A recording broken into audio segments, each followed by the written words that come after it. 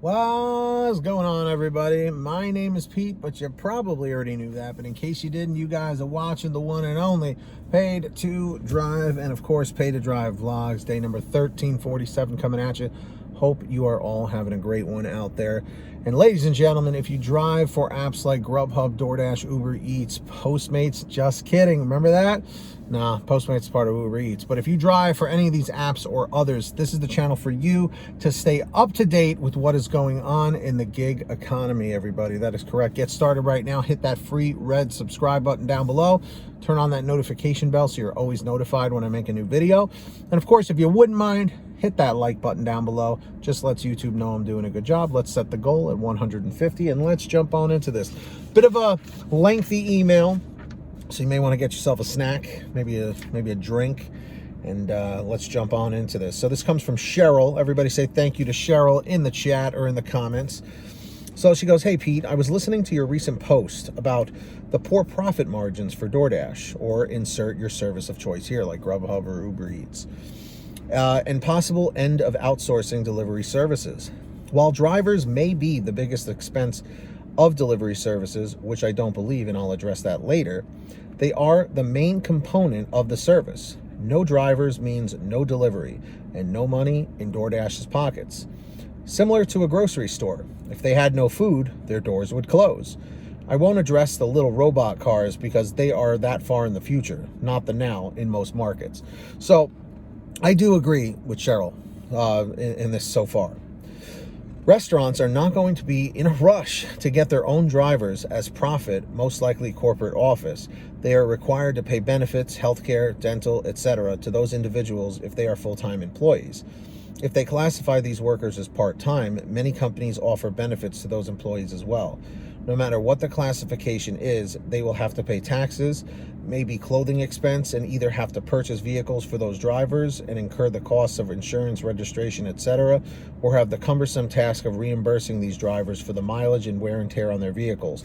Now keep in mind, like Domino's drivers, Papa John's drivers, those drivers use their own cars, and have to use their own gas and stuff too. I don't know if they're reimbursed, but that's a pain in the neck. Let's see. Sorry, I lost my spot. This is not a cost-effective route for any of these companies. The payment to DoorDash does not outweigh the expense they would incur by supplying their own drivers.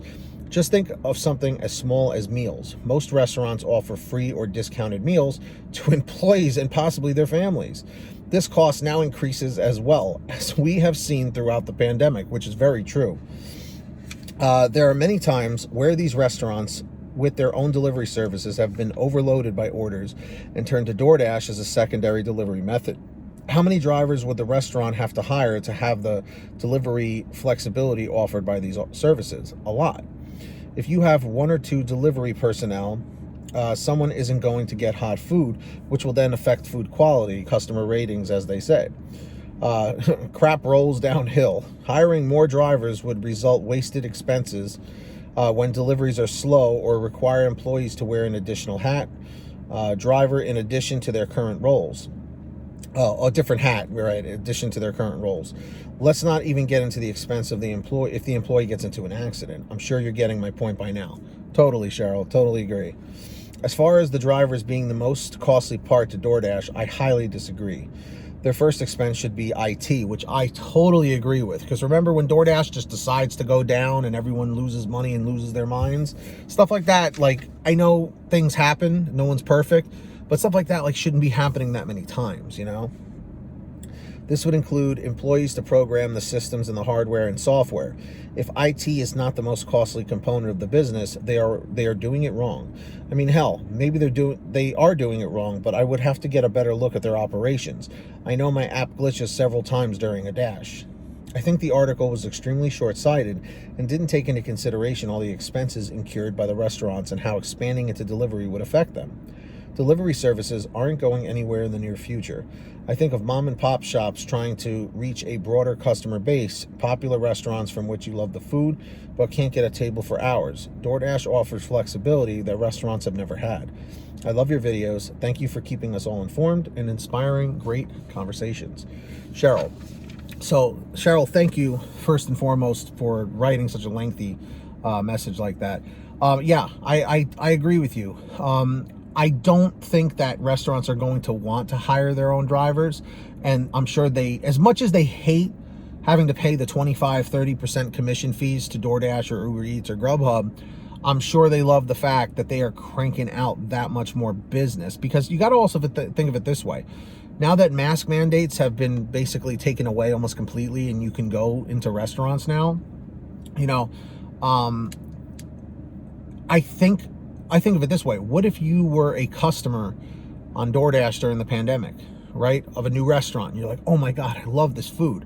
Well, now that the weather's good in most places, and like I said, the mask mandates have been dropped in many ways. What if those people that ordered on DoorDash are like, you know what? Now that we can go to restaurants, let's go to the restaurant. So now the restaurant has new customers that were old customers just from ordering takeout. But now they're physically showing up and spending their money there. So now these restaurants are going and getting the business like they were before all the apps ever existed and before the pandemic existed, you know? So there is a positive side to that.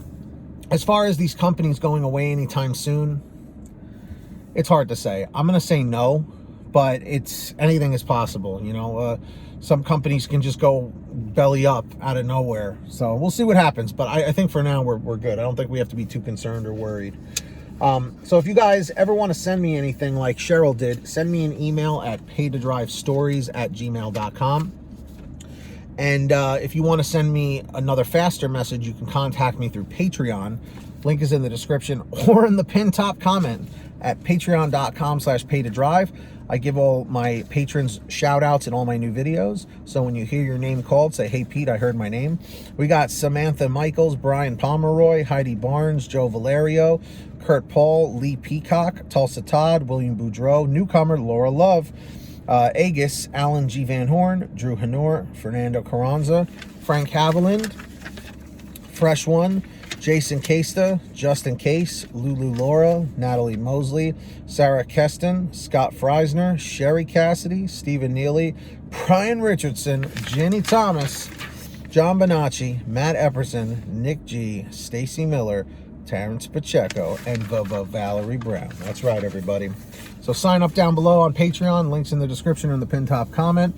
And of course, make sure to download the Get Upside Gas app, everybody. It's a free app for your smartphone. And here's how it works. Links down below. Make sure to download it. Go to your gas station, pump your gas, print out your receipt, take a picture of your receipt with the Get Upside Gas app, and within 48 hours or so, you'll get anywhere from 15 cents to 45 cents a gallon back, which is pretty fantastic. And if a friend or family member signs up using your code, you'll get paid every time they pump gas. It's called Get Upside. Links in the description. Make sure to download it. And also, guys, comment 111 if you smash that like. That's right, everybody. Hit that like button. And also check out this shirt over at paytodrivestore.com. Everything's on sale. Get all your t-shirts, hoodies, and goodies, all shapes, sizes, colors, and everything at paytodrivestore.com. And if you made it to the end of this video, simply leave a comment saying end 805, end 805. Hit that red subscribe button. Tap the notification bell. And, of course, hit that like button on your way out. Just lets YouTube know I'm doing a good job. And until next time, get that money, get that honey, keep hustling and keep bustling, and we'll see you next time right here on Paid to Drive and, of course, Paid to Drive Vlogs. Until next time, drive safe, be well, and take care of yourselves and each other.